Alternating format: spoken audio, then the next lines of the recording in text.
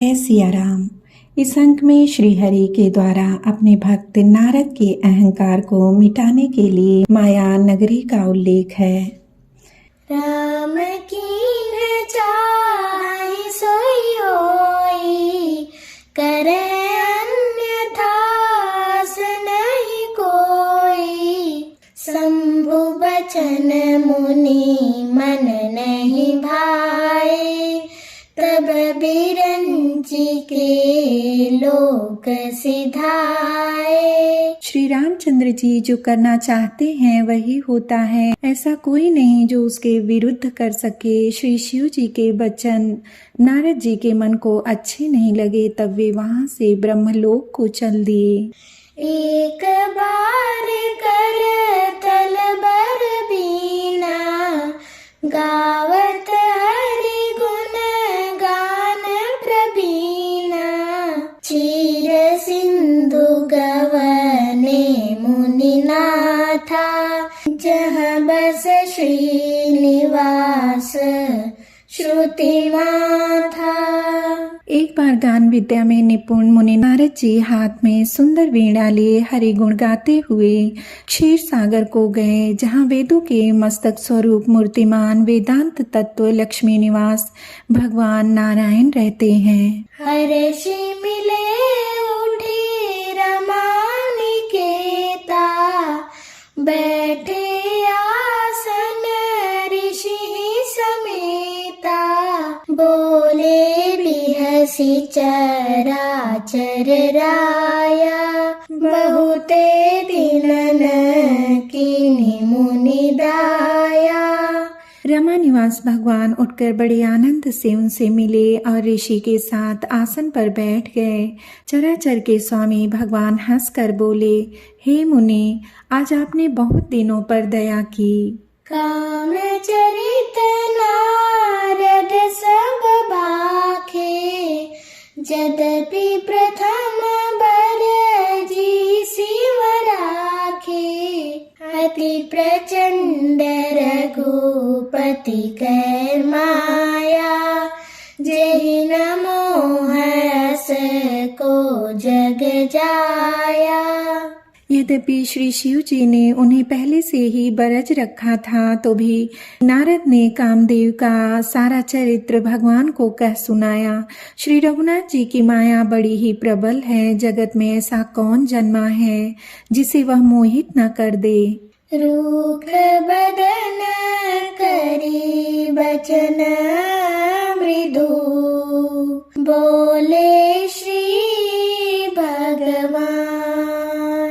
तुम्हारे सुमिरन ते मिटही, मोह मार मदमान। भगवान रूखा मुँह करके कोमल वचन बोले, हे मुनिराज, आपका स्मरण करने से दूसरों के मोह, काम, मद और अभिमान मिट जाते हैं। फिर आपके लिए तो कहना ही क्या।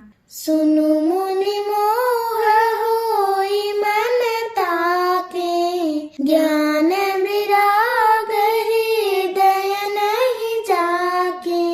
ब्रह्मचर्य व्रत रत मति धीरा, तुम्हें की करई मनो भव पीरा। हे मुनि सुनिए, मोह तो उसके मन में होता है जिसके हृदय में ज्ञान वैराग्य नहीं है। आप तो ब्रह्मचर्य व्रत में तत्पर और बड़े धीर बुद्धि हैं। भला कहीं आपको भी कामदेव सता सकता है। नारद कहे सहित अभिमाना, कृपा तुम्हारी सकल भगवाना। करुणा निधि मन दीख बिचारी, उर अंकुर उगर तरु भारी।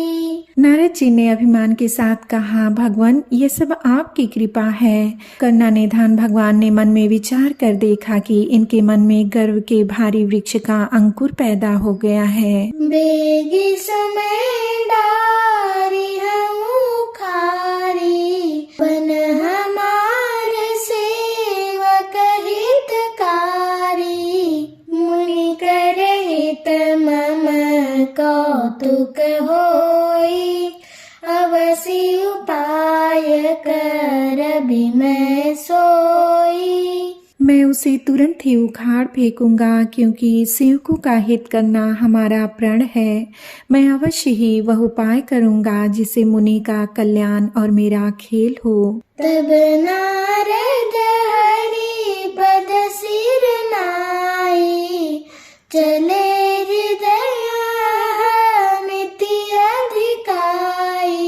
श्रीपति निज माया तब प्रेरी, सुनहु कठिन कर नीत ही केरी। तब नारद जी भगवान के चरणों में सिर नवा कर चले। उनके हृदय में अभिमान और भी बढ़ गया। तब लक्ष्मीपति भगवान ने अपनी माया को प्रेरित किया। अब उसकी कठिन करनी सुनो। बिरचे उमग महु नगर तहि, सत जोजन विस्तार।